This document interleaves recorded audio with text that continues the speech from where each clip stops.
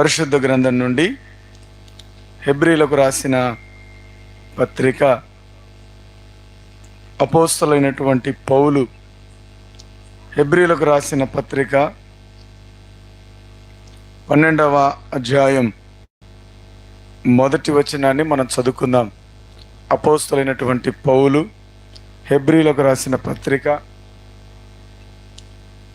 12వ అధ్యాయం మొదటి నుంచి 1-2 వచనాలు మనం చదువుకుందాం. ఇంత గొప్ప సాక్షి సమూహము మేఘము వలె మనలను ఆవరించి ఉన్నందున మనము కూడా ప్రతి భారమును సులువుగా చిక్కులుబెట్టు పాపమును విడిచిపెట్టి విశ్వాసమునకు కర్తయు దానిని కొనసాగించువాడునైన యేసు వైపు చూచుచు మన ఎదుట ఉంచబడిన పందెములో ఓపికతో పరుగెత్తుదుము. ఆయన తన ఎదుట ఉంచబడిన ఆనందము కొరకై అవమానమును నిర్లక్ష్యపెట్టి సిలువను సంహించి దేవుని సింహాసనం యొక్క కుడిపార్శ్వమున ఆసీనుడై ఉన్నాడు. ప్రార్థన చేసుకుందాం. పరిశుద్ధుడైన మా తండ్రి, ప్రేమగల మా దేవ, మీ ఘనమైన శ్రేష్టమైన నామానికి కృతజ్ఞతాస్తుతులు స్తోత్రములు చెల్లిస్తూ ఉన్నాం ప్రభు. ఇంతవరకు నాయన మిమ్మల్ని స్తుతించి పాడటానికి మీరు మాకు ఇచ్చిన కృప కొరకై స్తోత్రము చెల్లిస్తూ ఉన్నాను.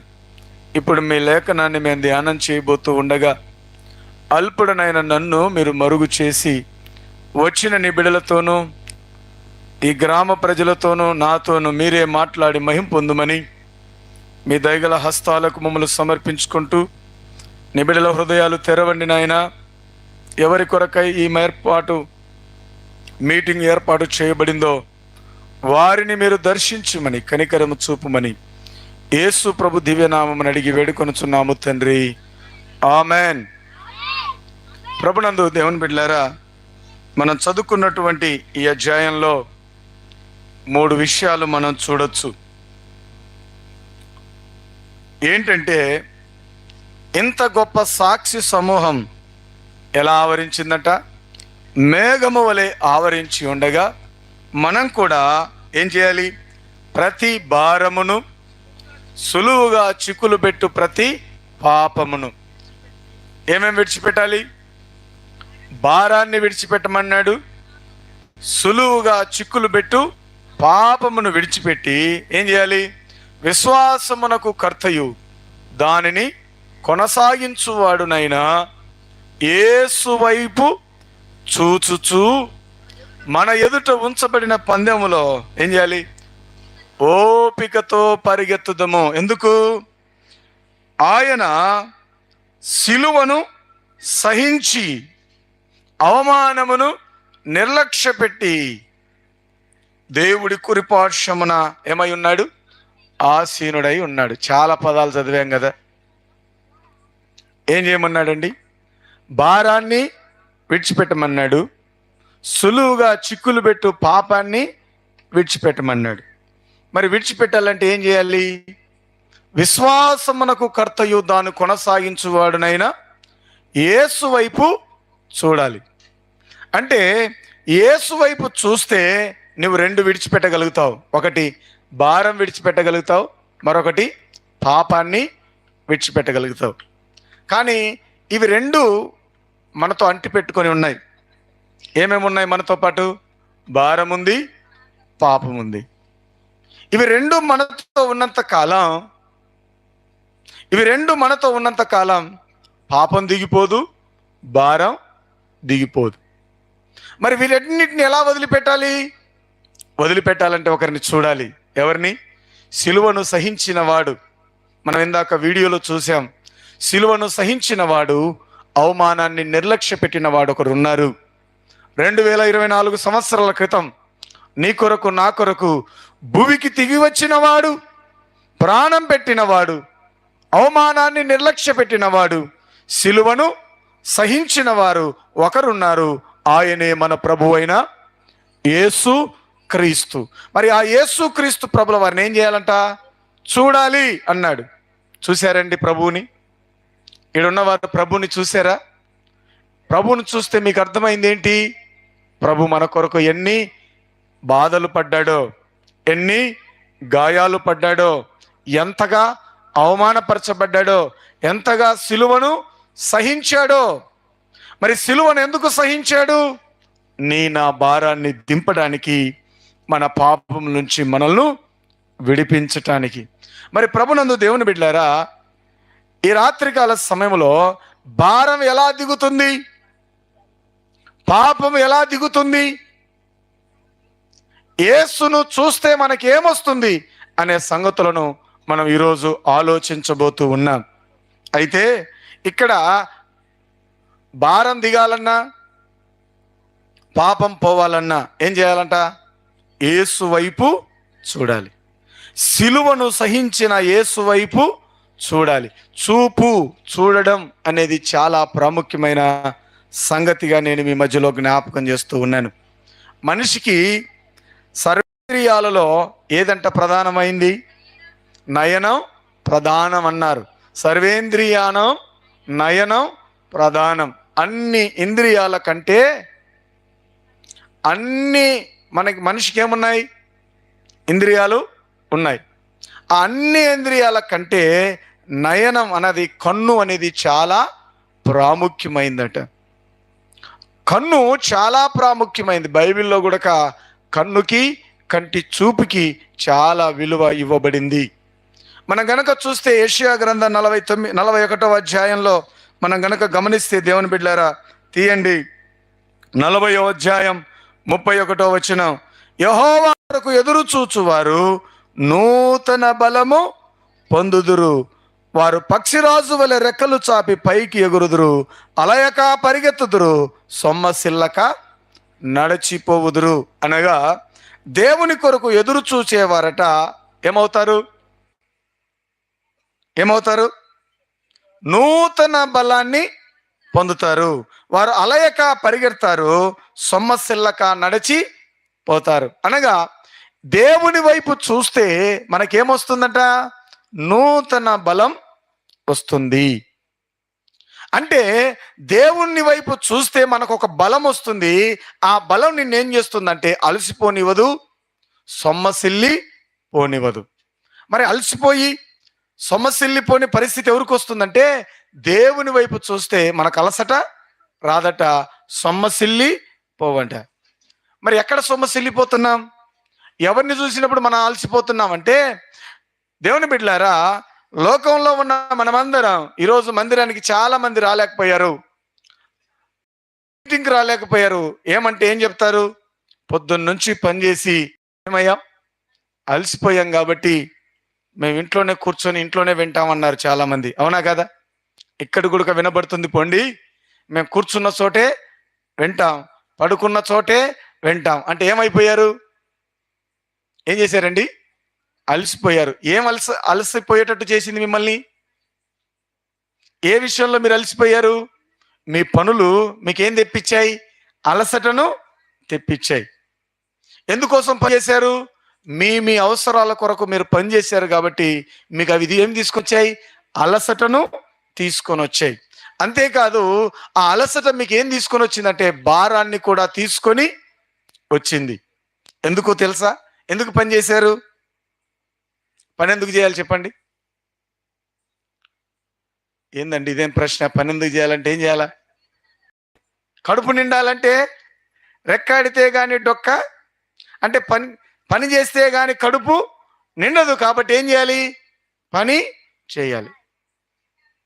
మరి ఒక్క పూట తినడం కోసం ఇన్ని రోజులు, ఒక్క పూట కోసం మనం ఎంత కష్టపడుతున్నాం చెప్పండి?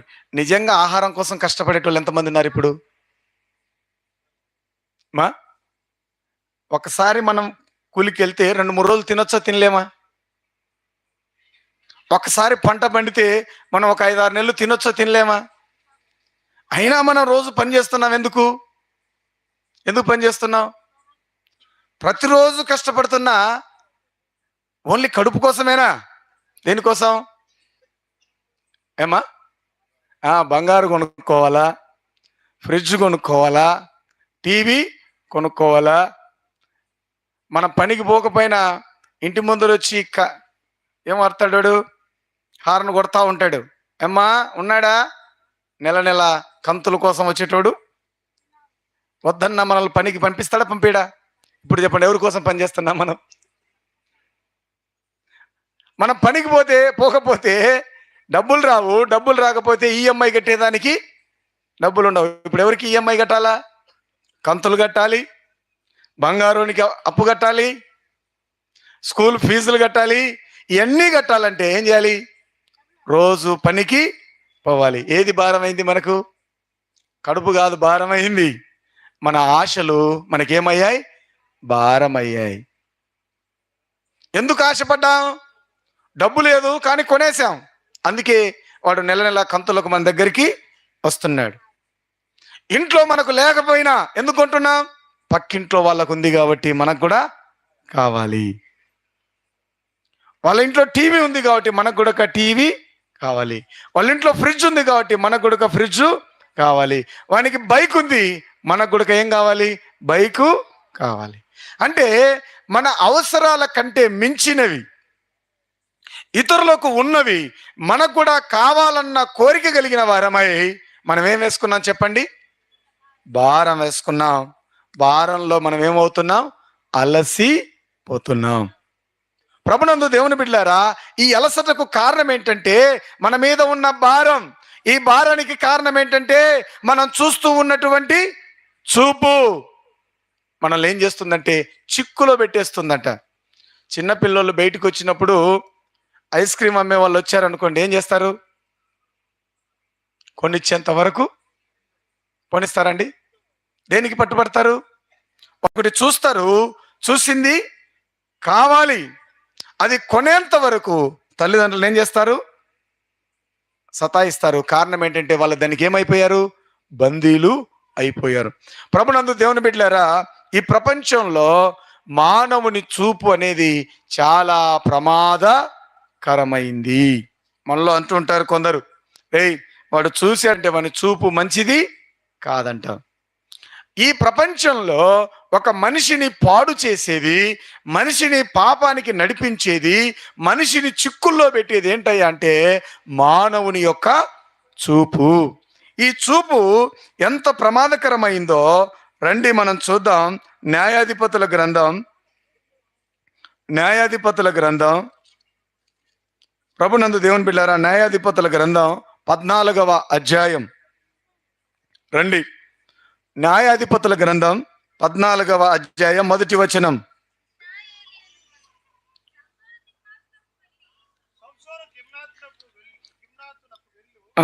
సంసోను తిమ్నాతునకు వెళ్ళి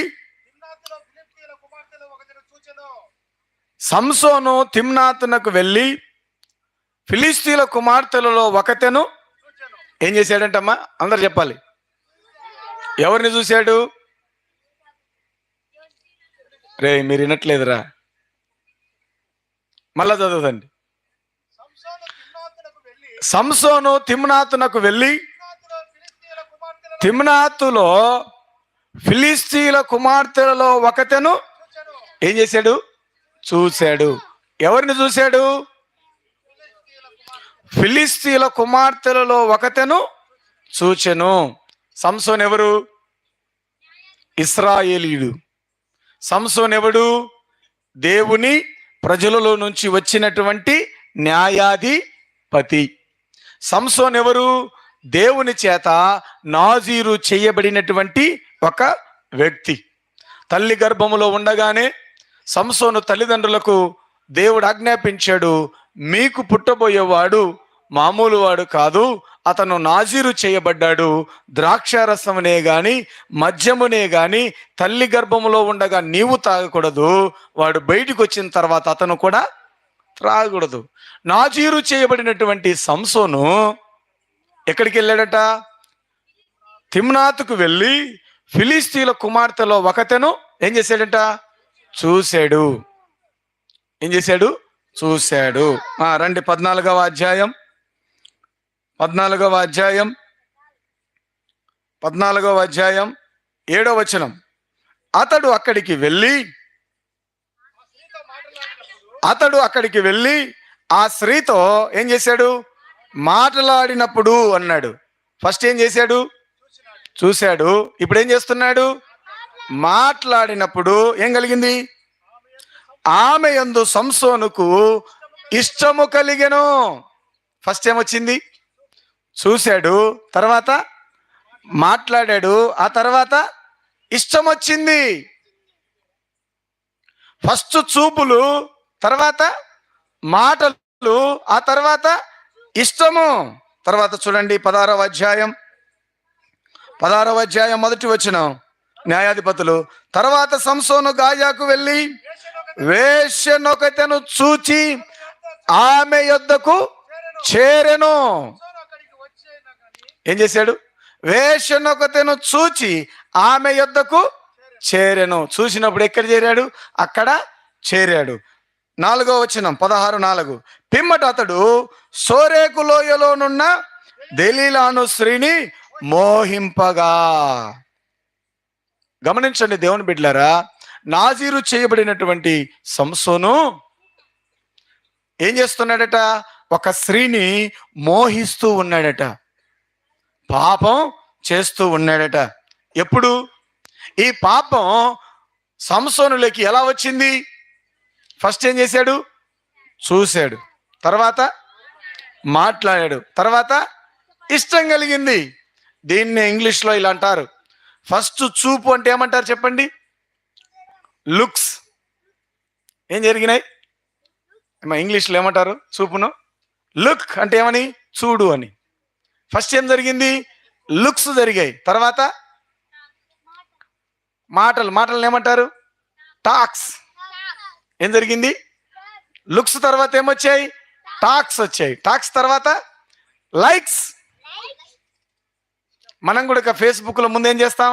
లుక్, తర్వాత టాక్, తర్వాత లైక్. పాపం కూడా మనిషిని ముందు ఏం చేపిస్తుంది? చూపిస్తుంది, తర్వాత దాంతో మాట్లాడేటట్టు చేస్తుంది, ఆ తర్వాత వానికి ఏం కలుగుతుంది? దాని మీద ఇష్టం కలుగుతుంది. అందుకే ఇప్పుడు వచ్చినటువంటి కొత్త బైబిల్లో ఎప్పుడో రాయబడి ఉంది, కానీ ఇప్పుడంతా ఫేస్బుక్లో ఏమొచ్చిందండి? స్నాప్షాట్లలో లుక్ చేయాలి, లైక్ చేయాలి, షేరు చేయాలి. మనిషి చూపును పట్టేస్తుంది మొబైల్లో ఉన్న మాయాజాలం, మొబైల్లో ఉన్న పిక్చర్స్ మనిషి చూపును ఏం చేస్తుంది? అట్రాక్ట్ చేస్తుంది. వీడియో నిన్ను అట్రాక్ట్ చేస్తుంది. అందుకే వీడియో చూసేవాడు ఒక్కసారి మొబైల్ చూడడం ప్రారంభించిన వాడు నిద్ర కూడా వస్తుందండి. దుప్పటి కప్పుకొని కూడా మళ్ళా దుప్పట్లో కూడా ఏం చూస్తుంటారు? యాక్చువల్గా ఏం చేయాలి? దుప్పటి కప్పుకొని నిద్రపోవాలి. ఇప్పుడు ఏం చేస్తున్నారు?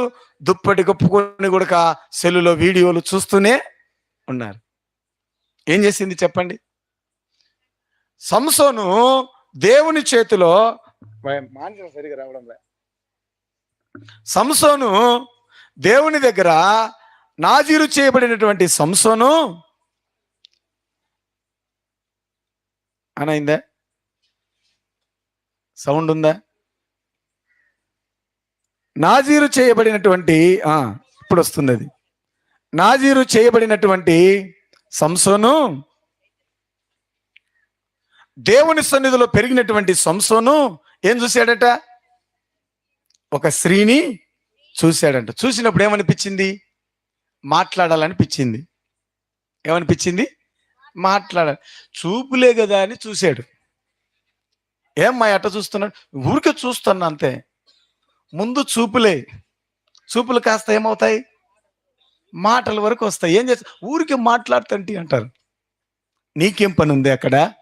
రేయ్ నీకేం పని ఉందంటే, ఉత్తమ మాటలేమ్మా, మాట్లాడుతున్నా. మాట్లాడితే ఏమవుతుంది? ఊరికే చూస్తున్నాం, చూస్తే ఏమవుతుంది?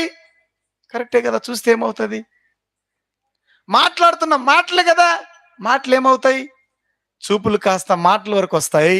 మాటలు కాస్త ఏమొస్తుంది? ఇష్టం. ఇష్టం పెరిగిన తర్వాత ఏమవుతుంది? మోహం, పాపం.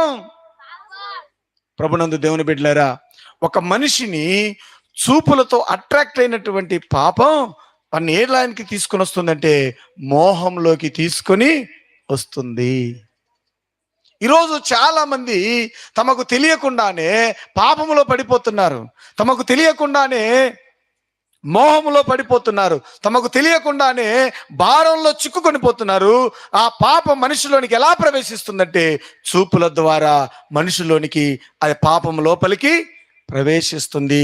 కాబట్టి ఈ రాత్రికాల సమయంలో దేవుని మాటలు వింటున్న నీవు నీ జీవితాన్ని సరి చేసుకోవాలంటే ముందు నీ లుక్స్ బాగుండాలి. ఏం బాగుండాలి? నీ లుక్స్, నీ చూపులు బాగుండాలి. నీ చూపులు సరిగా లేకపోతే పాపము నీలోనికి ప్రవేశించే అవకాశం ఉంది. నా జీవితంలోనికి లోపలికి పాపం ఎలా ప్రవేశిస్తుందంటే చూపుల ద్వారానే. చూపులు ఎంత ప్రమాదమైందో తెలుసా? బైబిల్లో చూస్తే ఏమవుతుందో చూడండి. ఆదికాండం 30వ అధ్యాయం, ఆదికాండం 30వ అధ్యాయం 38వ వచనాన్ని చూద్దాం. ఆదికాండం 38వ అధ్యాయం 38వ వచనం. మందలు నీళ్లు త్రాగ వచ్చినప్పుడు అవి చూలు కట్టుటకు అతడు తాను ఒలిచిన చువ్వలను మందలు త్రాగుటకు వచ్చు కాలువలలోను నీళ్లలోను వాటి ఎదుట పెట్టగా మందలు ఆ చువ్వల ఎదుట చూలు కట్టి చారలైనను పొడలైనను మచ్చలైనను గల పిల్లలను ఈనెను. ఏమైందో తెలుసా? యాకోబు తన మామ దగ్గర పని చేస్తున్నాడు. దేనికి? గొర్రెలు జీతంగా పెట్టాడు తన మామ అయిన లాబాను. ఏం పెట్టాడంటే, ఇదో చారలైనను పొడలైనను కలిగినవేమో యాకోబుకు జీతంగా పెట్టాడు. చారలు పొడలు లేని గొర్రెలను మేకలనేమో ఎవరివి?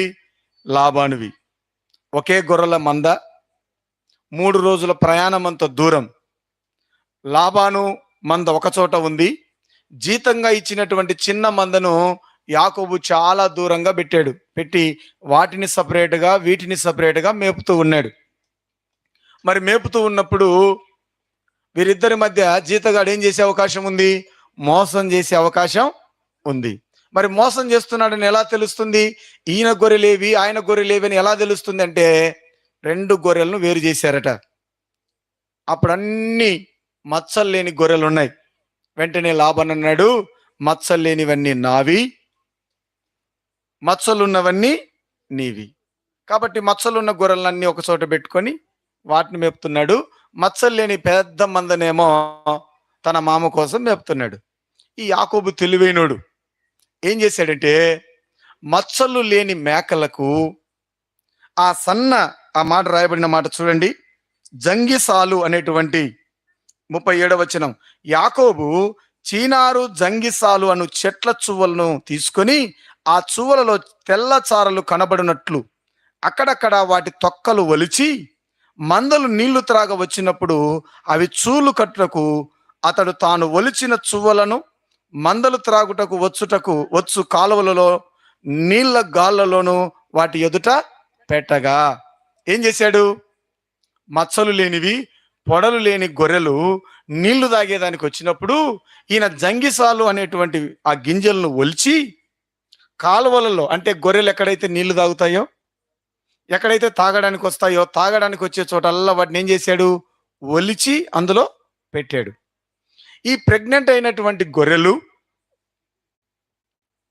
చూలు కట్టినటువంటి గొర్రెలు నీళ్లు తాగేదానికి వచ్చినప్పుడల్లా ఏం చూస్తాయి?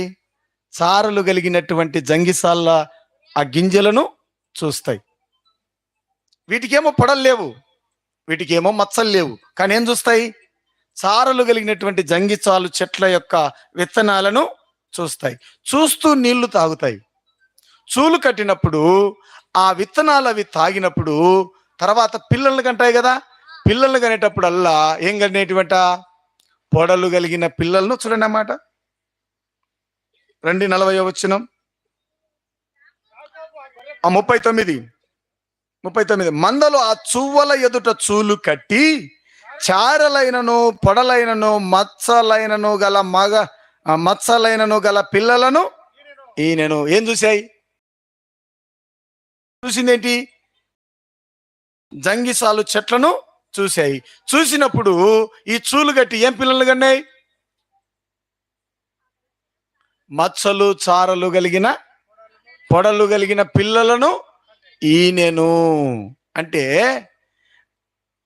చూలు కట్టినప్పుడు అనగా గర్భవతులుగా ఉన్నప్పుడు వారి కండ్లలో నుంచి ఏదైతే వారు చూస్తారో అలాంటి రూపాలనే ఆ పిల్లలు ఆ గొర్రెలు మేకలు ఏం చేశాయి? అలాంటి పిల్లల్నే కన్నాయి.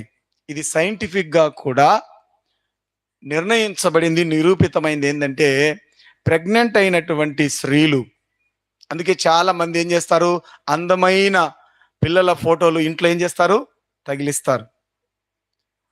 పూర్వకాలంలో మహారాణులు గర్భవతులైనప్పుడు వారు నిత్యము చూడడానికి ఏం చేశారంటే, నిత్యము చూసేటట్టు ఏం చేశారు, రాజుల యొక్క ఫోటోలు మెట్లు ఎక్కే చోట కానీ దిగే చోట కానీ ప్రతి ఇంట్లో రాజుల యొక్క ఫోటోలు పెట్టేవారు. ఇప్పుడు ఏం జరుగుతుందంటే ఈ రాజు ఫోటోలు రాణిగారు నిరంతరం చూస్తూ ఉండడం ద్వారా ఏమవుతుంది, ఆమె పిల్లల్ని కన్నప్పుడు కూడా ఏ రూపంతో పిల్లల్ని కంటుంది? రాజు యొక్క రూపంతోనే పిల్లలను కనేవారు. ప్రభునందు దేవుని బిడ్డలారా, ఇదే డాక్టర్స్ కూడా ఏం చెప్తుంటే మంచి విలువైన ఫొటోస్ లేకుంటే మంచి ఫొటోస్ చూడాలని, ఆహ్లాదకరమైన వాతావరణంలో ఉండాలని సైంటిఫిక్ గా కూడా చెప్తారు. ఎందుకంటే గర్భవతులు ఎంత ప్రశాంతంగా ఉంటే పిల్లలు అంత ఆరోగ్యంగా ఉంటారు. ఏదైతే వాళ్ళు చూస్తారో అదే ప్రతిబింబం వారి గర్భాలలో కూడా పడుతుందని సైంటిఫిక్ గా నిరూపితము అయింది. అయితే ఈ రాత్రికాల సమయంలో మనం ఎందుకు ఈ టాపిక్ వచ్చిందంటే, యాకోబు కూడా తన మంద పెరగడానికి ఏం వాడాడు? గొర్రెలు తాను పెట్టిన చువ్వలను చూడాలన్నాడు. చూసినప్పుడు అవేం చేశాయి? అదే పిల్లలను కన్నాయి. చూపు ప్రమాదమైందా కాదా? చెప్పండి మా, చూపు ప్రమాదమైందా కాదా? ఇప్పుడు అలాంటి సందర్భంలోనే మనం ఉన్నాం. దేవుని బిడ్డలారా, సంసోను ఎలాంటి వాడు? బలవంతుడు. సంసోను ఎలాంటి వాడు? సంసోను పనులు ఒక్కసారి కొడికాడంటే శత్రువుల గుండెలు ఏమవుతాయి? వణికిపోతాయి. శత్రువులు పారిపోతారు. ఫిలిస్తీయులకు సంసోను అంటే భయం, దడ. అంత బలవంతుడు. ఎలాగా తెలుసా? 300 నక్కల్ని తోకలకు ముడిపెట్టి దివిటీలను వాటి మధ్యలో పెట్టి శత్రువుల యొక్క పొలాల్లోకి తరిమిన వాడు సంసోను. మరి ప్రభునందు దేవుని బిడ్డలారా, 1000 మందిని గాడిద యొక్క పచ్చి దవడ ఎముక తీసుకొని ఎంతమందిని చంపాడు? 1000 మందిని చంపగలిగాడు. ఒక్కసారి ఫిలిస్తీన్ల సర్దారులు, దేవుని బిడ్డలారా, సంసోను మాట వింటే, సంసోను ఫిలిస్తీన్ల మాట వింటే, సంసోను పనులు పటపట కొరికితే ఫిలిస్తీన్లు ఏమైపోయేవారు? పారిపోయేవారు, ఉరుకులాడేవారు, ప్రాణాలు తప్పించుకోవడానికి ఎగబడేవారు. అంత బలమైనటువంటి సంసోను తన జీవితంలో తాను చూడడం ద్వారా, మాట్లాడడం ద్వారా, ఇష్టపడడం ద్వారా, మోహించడం ద్వారా ఏమయ్యాడు? తన దగ్గర ఉన్నటువంటి బలాన్నంతా ఏమయ్యాడండి? పోగొట్టుకున్నాడు. ఏం పోయింది? తనలో ఉన్న బలమంతా పోయింది. అంతవరకు ఎవరు? సంసోను బలాఢ్యుడు. ఇప్పుడు ఏమైంది? బలం లేదు. ఎట్లా పోయింది బలం? తనలో ఉన్నటువంటి సీక్రెట్ మోహించి వేష దగ్గరికి చేరి దెలీలాకు సీక్రెట్ చెప్పాడు. సీక్రెట్ చెప్పగానే తన జడలు కత్తిరించాడు. జడలు కత్తిరించగానే తనలో ఉన్న ప్రభావం అంతా బయటికి వెళ్ళిపోయింది. ఏ ప్రభావం పోయింది? దేవుని ప్రభావం తనను విడిచి వెళ్ళిపోయింది. తాను తెలియకుండానే తన ప్రభావం తనలో నుంచి వెళ్ళిన సంగతి సంసోనుకు తెలియకుండానే దేవుడు తనను విడిచిపెట్టాడు. ఎప్పటి ఎట్లు విరజిమ్ముదరని పనులు కొరకడానికి లేచాడు, కానీ తనలో ఏం లేదు? బలం లేదు. తనలో దేవుని శక్తి లేదు. శక్తి లేనప్పుడు నిశ్చేష్ట స్థితిలో పడిపోయాడు. శత్రువులు వచ్చి పట్టుకున్నారు, కళ్ళు కూడా పీకారు, కాళ్ళు చేతులు బంధించారు. తిరగలి విసరడానికి మెడ మీద కాడి పెట్టి బానిసలాగా చుట్టూ తిరగలి విసురుతూ ఉన్నాడు. ఏ వ్యక్తులైతే సంసోన్ను పట్టుకోవడానికి భయపడ్డారో, ఏ వ్యక్తులైతే సంసోను చేతిలో తన్ల తిన్నారో, అదే వ్యక్తులే సంసోన్ను పట్టుకొని ఏం చేశారు? కళ్ళు ఊడబీకారు. శక్తి లేని వారిగా సంసోన్ను నిలబెట్టారు. దేవుని బిడ్డలారా, దేవుని వాక్యం చెబుతుంది, యెహోవా కొరకు ఎదురు చూచువారు నూతన బలాన్ని పొందుతారు. సంసోను దేవుని వైపు చూసినంత కాలం ఏం పొందాడు? బలాన్ని పొందాడు. పచ్చి దవడ ఎముకతో కూడా 1000 మందిని చంపగలిగాడు. ఎప్పుడైతే తాను చూస్తూ, మోహిస్తూ, మాట్లాడుతూ, ఇష్టపడి వేశ్య ఇంట్లో చేరాడో, తన బలమంతా పోగొట్టుకున్నాడు. ఇప్పుడు నిశ్చేస్తమైన స్థితిలో పడిపోయాడు. మరి ప్రభునందు దేవుని బిడ్డలారా, చూపు మనిషిని ఏం చేసింది? ఏం చేసింది? చిక్కుల్లో పెట్టింది. ఇప్పుడు కళ్ళు ఉన్నాయా? లేవు. చేతులు ఏమైపోయాయి? బందీలైపోయాయి. ఏం చేస్తున్నారు? తిరుగలి విసురుతూ ఉన్నాడు. దేవుని బిడ్డలారా, ఈ రాత్రి మీరు గమనించాల్సిన సంగతి ఏంటంటే, పాపం మనల్ని మొదట చూపిస్తుంది, ఆ తర్వాత మనతో ఇంటరాక్ట్ అవుతుంది. పాపం మనం ఏం చేస్తుంది? ముందు చూపిస్తుంది, ఆ తర్వాత మాట్లాడుతుంది, ఆ తర్వాత దాని మీద మనకి ఇష్టం కలిగేలాగా చేస్తుంది, ఆ తర్వాత మనను మోహంలోకి లాగేస్తుంది. దేవుని బిడ్డలారా, ఆఫ్రికా దేశంలో కోతులు పట్టేవారు చాలా వింతైన టెక్నిక్స్ వాడతారంట. కోతులు పట్టి చూసారా మీరు ఎప్పుడైనా? మీ ఊర్లో కోతులు ఉన్నాయా?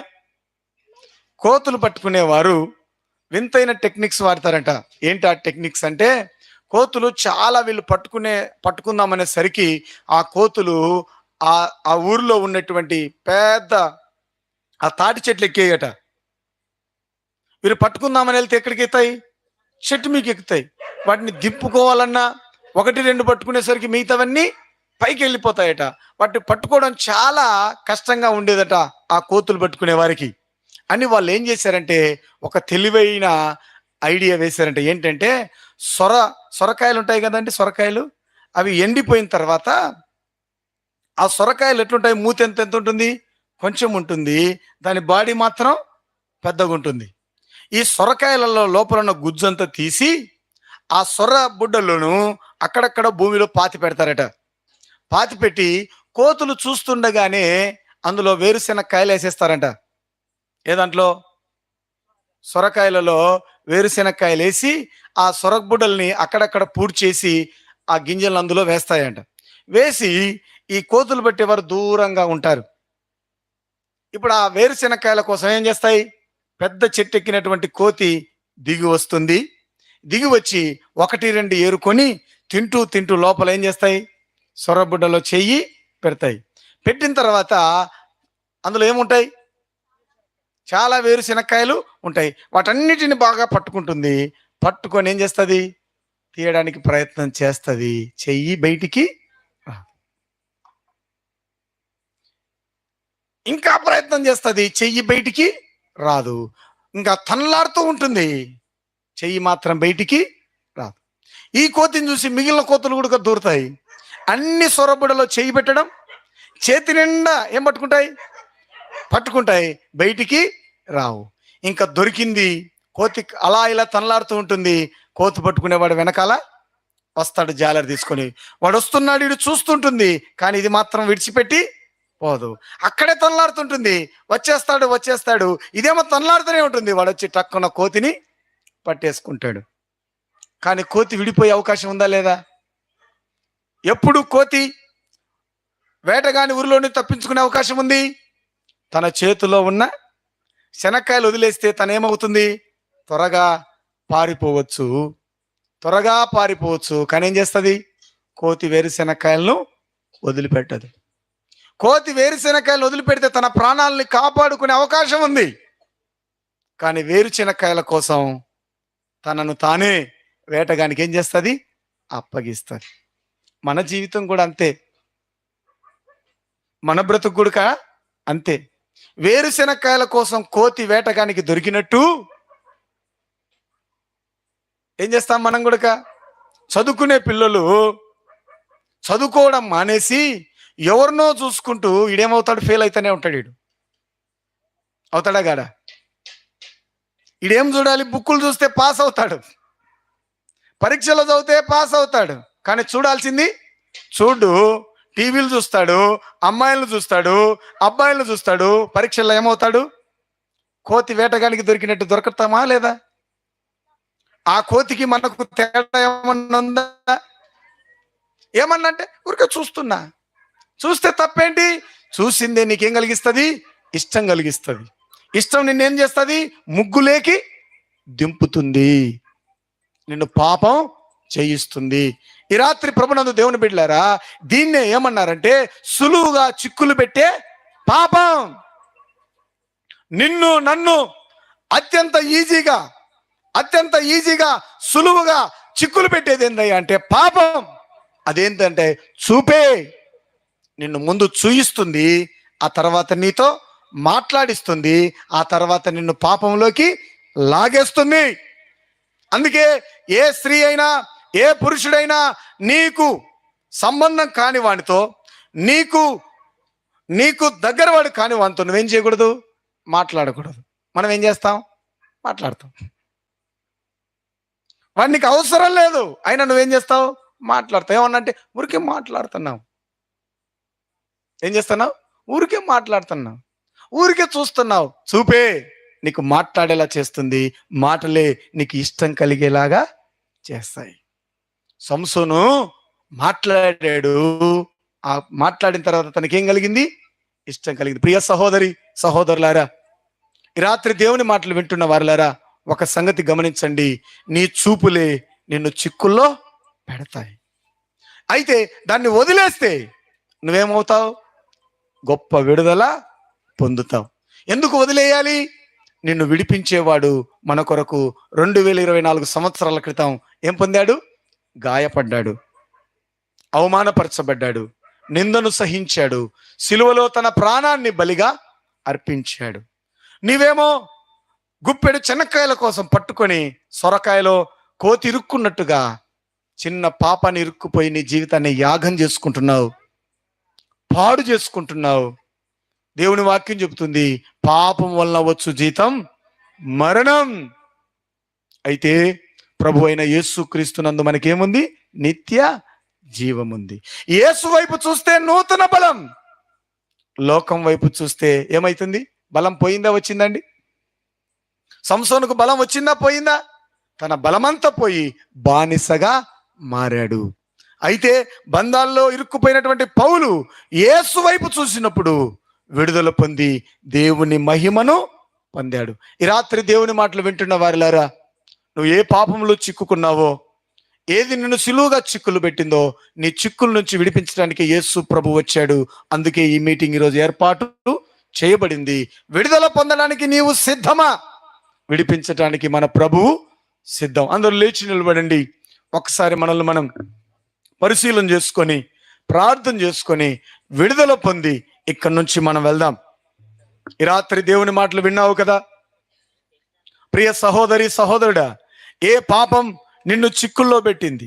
ఏ పాపంలో నువ్వు ఇరుక్కుపోయావు? ఇరుక్కుపోయిన నీవు ఆ పాపాన్ని విడిచిపెట్టకపోతే అది నీకు నష్టాన్ని తీసుకొని వస్తుందన్న సంగతి నువ్వు గ్రహిస్తూ ఉన్నావా? సంసోను చూపులేలే అనుకున్నాడు, చూస్తే అన్నాను కదా ఏమవుతుంది అనుకున్నాడు. చూపులు కాస్త మాటల వైపు మళ్ళీ ఏమైంది? మాట్లాడలే కదా అనుకున్నాడు. మాటలు కాస్త ఇష్టాన్ని కలిగించాయి. ఇష్టమేలే అనుకున్నాడు. వేశ్య దగ్గరికి చేరాడు.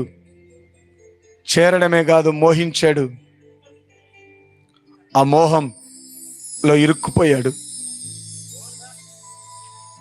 మోహంలో ఇరుక్కుపోయిన సంసోను తన బలాన్ని పోగొట్టుకున్నాడు, తన కళ్ళు పోగొట్టుకున్నాడు, బందీ అయ్యాడు. అయ్యో ఎంత భయంకరమైన పరిస్థితి! బలవంతుడే బలహీనుడిగా మారిపోయాడు. ఎంతో చక్కగా చదివేదానివి, ఎంతో చక్కగా చదివేవాడివి, ఆ చూపులే గదు నిన్ను బలహీనపరిచాయి, ఆ మాటలే గదు నిన్ను బలహీనపరిచాయి, ఆ వ్యక్తే గదు నీ జీవితాన్ని పాడు చేసింది. అందులే కదా నువ్వు ఇరుక్కుపోయావు. ఈ రాత్రి నా ప్రభు నిన్ను విడిపించాలని సిద్ధపడుతున్నాడు. ఏ బంధకాలు నిన్ను బంధించాయో, ఏ పాపం నిన్ను చిక్కుల్లో పెట్టిందో, విడుదల పొందడానికి నీవు సిద్ధమా? నిన్ను విడిపించడానికి యేసు ప్రభు 2024 సంవత్సరాల క్రితం భూలోకానికి వచ్చాడు. పాపాన్ని వదిలేస్తే నీకు విడుదల ఉంది. పాపాన్ని వదిలేస్తే నీకు క్షేమం ఉంది. పాపాన్ని వదిలేస్తే నీకు నిత్య జీవం ఉంది. అయితే దాన్ని పట్టుకొని వేలాడితే నష్టపోతావు ప్రియ సహోదరి, సహోదరుడా. ఏ అక్రమ సంబంధాలు నిన్ను లాగేస్తున్నాయో, ఏ పాడు జీవితం, పాడు వ్యక్తి నీ జీవితాన్ని పతనానికి నడిపిస్తున్నాడో, విడుదల పొందడానికి సిద్ధంగా ఉన్నావా? విడిచిపెట్టేయ్. నీ జీవితాన్ని పాడు చేస్తున్నా, నీ బ్రతుకును పాడు చేస్తున్నా ఆ వ్యసనాలను, ఆ సంబంధాలను ఈ రాత్రి విడిచిపెట్టాయి. నా ప్రభు నిన్ను ఏరుకుంటున్నాడు. నా ప్రభు నిన్ను కోరుకుంటున్నాడు. నన్ను నిత్య జీవానికి నడిపించాలని, నిత్య రాజ్యానికి చేర్చాలన్న కోరిక ఆయనలో ఉంది. నిన్ను ఆయన ప్రేమిస్తున్నాడు. నిన్ను విడిపించాలని ఆయన కోరికగా ఉన్నాడు. విడుదల పొందడానికి సిద్ధమేనా? ఎంతమంది రాత్రి విడుదల పొందాలనుకుంటున్నారు? ఎంతమంది రాత్రి సులువుగా చిక్కుల్లో ఇరుకున్న నిన్ను విడిపించడానికి ప్రభు వస్తే ఎంతమంది సిద్ధపడుతున్నారు? మీ హృదయాల్లో, ప్రభువా నన్ను విడిపించు నాయనా, ప్రభువా నన్ను విడిపించయ్యా, చిక్కుకుపోయాను, ఇరుక్కుపోయాను, బలమంతా పోయిందయ్యా, బలహీనున్నయ్యాను, ఏమి చేయాలని స్థితిలో నేనున్నాను అన్ను అంటున్నావా? ఇదిగో నా ప్రభు చేయి అందిస్తూ ఉన్నాడు. నువ్వు విడిస్తే ఆయన హస్తం నీకు సిద్ధంగా ఉంది. నీ చేతుల్లో ఉన్న పాపాన్ని నువ్వు విడిస్తే నా ప్రభు నిన్ను కాపాడడానికి సిద్ధంగా ఉన్నాడు. నేను లేవనెత్తడానికి సిద్ధంగా ఉన్నాడు. ఇప్పుడే ప్రభువా నేను పాపినయ్యా, నన్ను చిక్కుల్లో పెట్టి నీ పాపాన్ని ఇప్పుడే విడిపించడానికి శక్తిని అని వేడుకుంటే నా ప్రభు విడిపిస్తాడు. అందరం వేడుకుందామా? దయగల మా ప్రభువా, ప్రేమగల మా తండ్రి, ఈ రాత్రి మీరు వినిపించిన ఈ మాటలకై స్తుతులు చెల్లిస్తూ ఉన్నాను. చూపులే కదా అని నిర్లక్ష్యం చేశాం. అవి మమ్మల్ని మాటల వరకు తీసుకుని వెళ్ళాయి. మాటలే కదా అని నిర్లక్ష్యం చేశాం. అవి మాకు ఇష్టాన్ని పుట్టించాయి. ఇష్టమే కదా అని నిర్లక్ష్యం చేశాం. అది మోహానికి నడిపించింది. ప్రభువా, మోహం మాలో పాపమై మమ్మల్ని బలహీనపరిచిందయ్యా. ఈ పాపమే మమ్మల్ని ఏలుబడి చేస్తుంది. నా ప్రభు నీ దగ్గరికి రాకుండా చేస్తుంది. ఎంతమంది ఇలా ఇరుక్కుపోయారో కనికరించు నాయనా, వారిని విడిపించండి. ఏ పాప బంధకాలలో వాళ్ళు నలిగిపోతున్నారో, ఇదిగో సంసోను ఒక్కసారి నాకు అవకాశం ఈ ప్రభు అని ప్రభు వైపు చూశాడు. ఒక్కసారి నన్ను కనికరించు ప్రభు అని ప్రభు వైపు చూశాడు. మరలా ఎంటుకలు మొలకెత్తాయి. దేవుని శక్తి, దేవుని ప్రసన్నత, దేవుని మహిమ సంసోను మీదకి దిగింది. ప్రభు యొక్క గొప్ప మహిమ సంసోను చూడగలిగాడు. ఈరోజు రాత్రి ప్రభు వైపు చూస్తే నీవు ఆ ప్రసన్నతను చూడగలుగుతావు. సిలువలో నీ కొరకు ప్రాణం పెట్టిన యేసు వైపు చూస్తే నువ్వు ఆ ప్రసన్నత చూడగలుగుతావు. సిలువలో నీ కొరకు, నా కొరకు అవమానపరచబడిన ప్రభు వైపు చూస్తే నా పాపం నుంచి విడిపించడం ఆయనకు అసాధ్యమైన పని కాదు. ప్రియ సోదరి, సోదరుడా, ఒక్కసారి ప్రభు నీకు అర్థమైంది కదా, నువ్వు ఏ చిక్కుల్లో ఉన్నావో దాన్ని విడిచిపెట్టే నా ప్రభు నేను కనికరిస్తున్నాడు. దయగల ప్రభువా, ప్రేమగల మా తండ్రి, మీ ఘనమైన శ్రేష్టమైన నామానికి స్తోత్రాలు చెల్లిస్తూ ఉన్నాను. విన్న వాక్యాన్ని బిడ్డల హృదయాల్లో నీరు కట్టి ఫలింపు చేయండి. సులువుగా చిక్కులు పెట్టే ప్రతి పాపం నుంచి మమ్మల్ని విడిపించి నిత్య జీవానికి వారసులుగా చేయమని యేసు ప్రభు నామమున అడిగి వేడుకొనుచున్నాము.